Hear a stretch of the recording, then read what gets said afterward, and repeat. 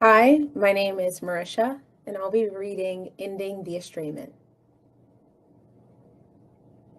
From my mother's sadness, which was to me unbearable, until it felt like to me not like what I thought it felt like to her, and so felt inside myself like death, like dying, which I would almost have rather done, though adding to her sadness would rather die than do.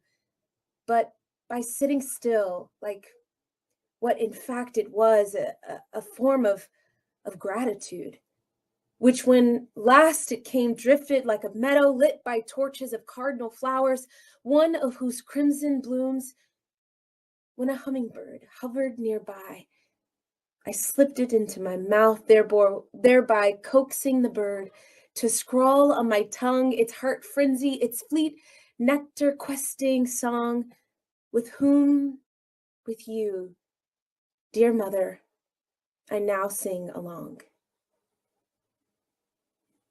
Hello and welcome to the NEA Big Read kickoff event. I'm your host, Erin Crest, and we are super excited to roll out the activities that we have planned for this year's Big Read project. Now, if you have any questions, please just put them in the comments, or you can email events@mpt.org. And be sure to stick around to find out how you can order a copy of this year's book, Catalog of Unabashed Gratitude by Ross Gay. This is really incredible. First, we're going to hear a little bit more about the book from the author himself, Ross Gay.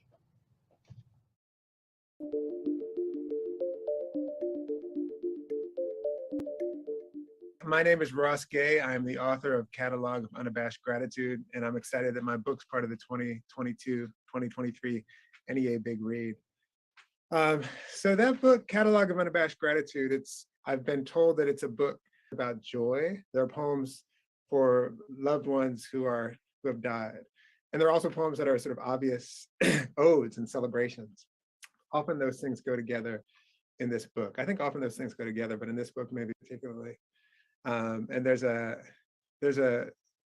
feels a little bit like a central character in this book is this orchard project in Bloomington, which is, the kind of call of the project is free fruit for all.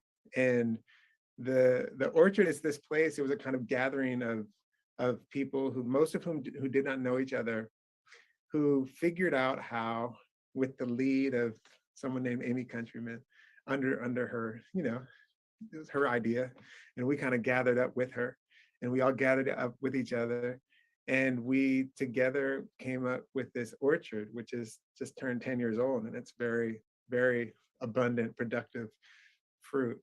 Orchard makes a lot of fruit, but the product or produce of the orchard that I think is maybe relates a little bit to what I'm thinking about in this book in other ways is not only what is edible off of the trees, but it's the kind of gathering that an orchard or a garden or sometimes a book can make possible.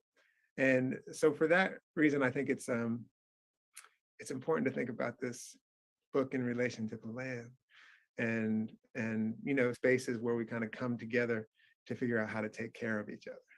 So that's I think what I would say Catalog of Unabashed Gratitude is in a nutshell.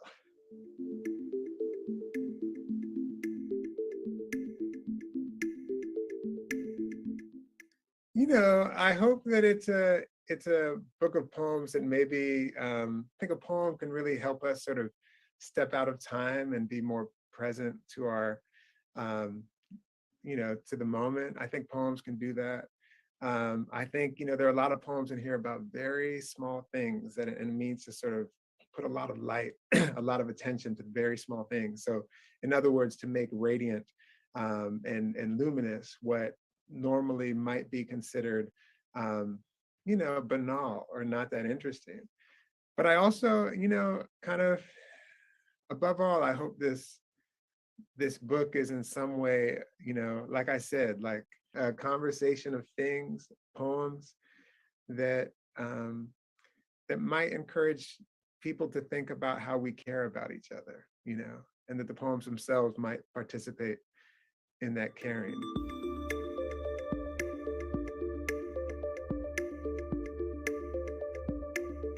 So one thing is that, this book, I love to look at this book. It's so beautiful to me. The painting is so like a just rambunctious garden. And it is painted by my friend, the painter Arista Alanis. And she's a painter who lives in Vermont and a dear friend. And I happened to meet her at a place called the Vermont Studio Center, which is an amazing place. And she had a studio up there, and I saw her work, and I thought, I was at the point of like sort of looking for art for the cover of this book. And I thought, oh, that is the art for the cover of this book. And that this sort of cover has, I think, so much, it's not all the time that a cover of a book, as we know, makes people want to read it. But this is a cover that will make people pick it up, because the book itself, the cover painting itself, is so beautiful that people think, oh, let me see what's in this book, So anyway, I like to be asked infrequently. I don't know if I've never been asked that, but very infrequently asked who did the cover painting. And it's a painter named Arista Alanis. And I feel so lucky to have run into her and to be friends with her. Wow, that's really special to be able to hear about the book from the author themselves. And now that we know a little bit more about the book, let's hear from MPT's special events and community engagement team about all of the great activities that you can participate in. Thanks, Erin. Hey, everybody, I'm Hannah, and I'm on MPT's Special Events and Community Engagement team. The first exciting event I'm here to tell you about takes place on Saturday, April 15th at Manor Mill in Moncton. Join us for a day of yoga, meditation, gratitude, and reflection.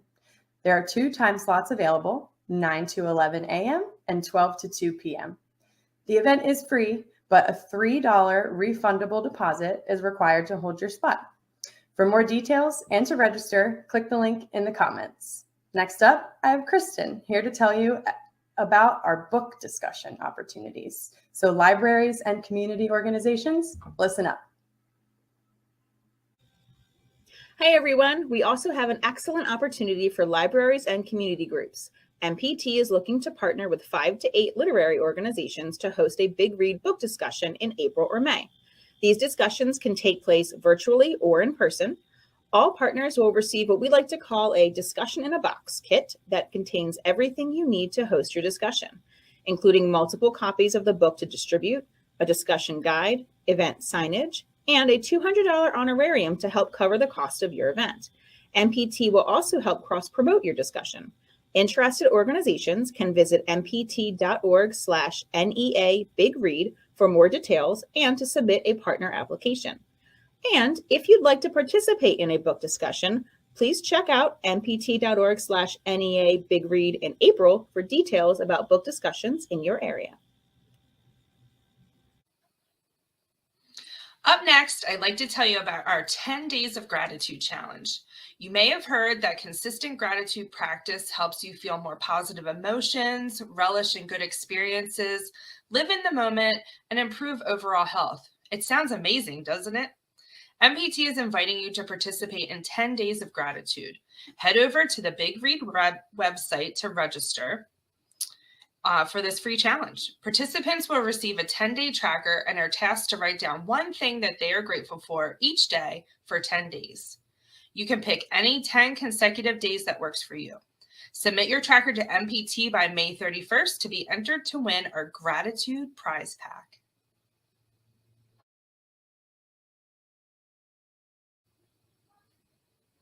How many poetry fans do we have watching right now? Because we would love to hear from you. Another activity we're so excited to tell you about is our Big Read Poetry Contest. You can find more details on how to submit by visiting the Big Read website. Poets, songwriters, and storytellers alike are invited to submit an original poem related to the theme for this contest. And the theme, if you haven't guessed it by now, is nature and gratitude. All submissions will be rated, and the top 3 scored poets will win some great prizes. Plus, they'll have the opportunity to read their original piece at our open mic night. And to tell you more about this event, I'm going to turn it over to Hannah. I hope y'all are getting excited for the activities we have planned. There is truly something for everyone to participate in. This last activity, our open mic night, will be on June 1st from 7 to 9 p.m. at Manor Mill in Moncton. Guests will hear the winning submissions from our poetry contest, plus there will be an opportunity for audience members to do readings of their own work. To find out more details, to register, or to see our performer guidelines, visit www.mpt.org/NEA Big Read. Wow, what an incredible lineup for the NEA Big Read. And remember, all of our Big Read events are free to participate in, and they're really fantastic for families. So we encourage you to participate with your family and your loved ones. There's truly something for every age planned. Again, I'm Erin from Maryland Public Television. Thank you so much for joining our 2023 NEA Big Read Kickoff. Now, please enjoy one more poem from Catalog of Unabashed Gratitude.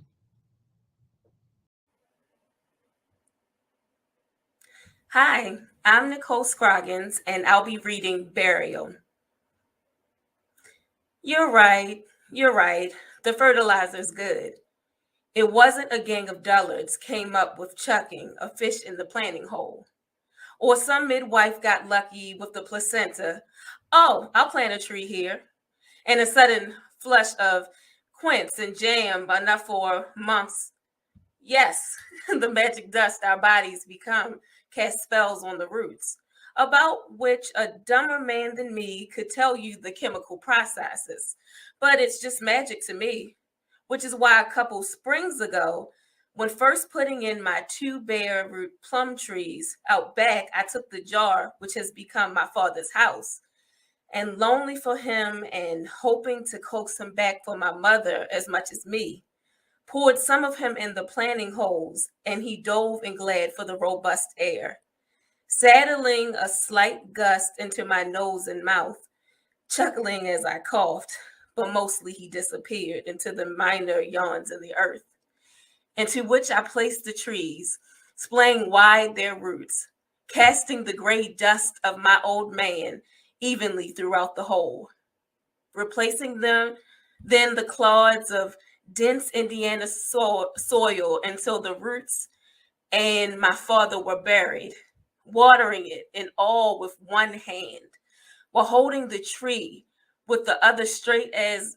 the flag, to the nation of simple joy of which my father is now a naturalized citizen, waving the flag from his subterranean lair, the roots curled around him like shawls or jungle gems, like hookahs or the arms of ancestors, before breast stroking into the xylem, riding the elevator up through the cannabum and into the leaves where, when you put your ear close enough, you can hear him whisper, "Good morning." Where if you close your eyes and push your face, you can feel his stubbly jowls. And good Lord, this year he was giddy at the first real fruit set and nestled into the 30 or 40 plums into the 2 trees, peering out from the sweet meat with his hands pressed against the purple skin like cathedral glass. And imagine his joy as the sun wizarded forth those abundant sugars. And I plodded barefoot and prayerful at the first ripe plum swell and blush, almost weepy, conjuring some surely ponderous verse to convey this bottomless grace, you know. Oh, Father kind of stuff. Hundreds of hot air balloons filling the sky and the chest, replacing his intubated body, listing like a boat keel side up, replacing the steady stream of water from the one eye, which his brother wiped before removing the tube, keeping his hand on the forehead until the last wind in his body wandered off. While my brother wailed like an animal and my mother said, weeping, "It's okay. It's okay, you can go, honey." At all of which my father golfed by kicking from the first bite, buckets of juice down my chin, staining one of my 2 button-down shirts, the salmon-colored silk one, hollering, "There's more of that." Almost dancing now in the plum in the tree, the way he did as a person, bent over and biting his lip and chucking the one hip out, then the other with his elbows cocked and fists loosely made and eyes closed and mouth made trumpet, when he knew he could make you happy just by being a little silly and sweet.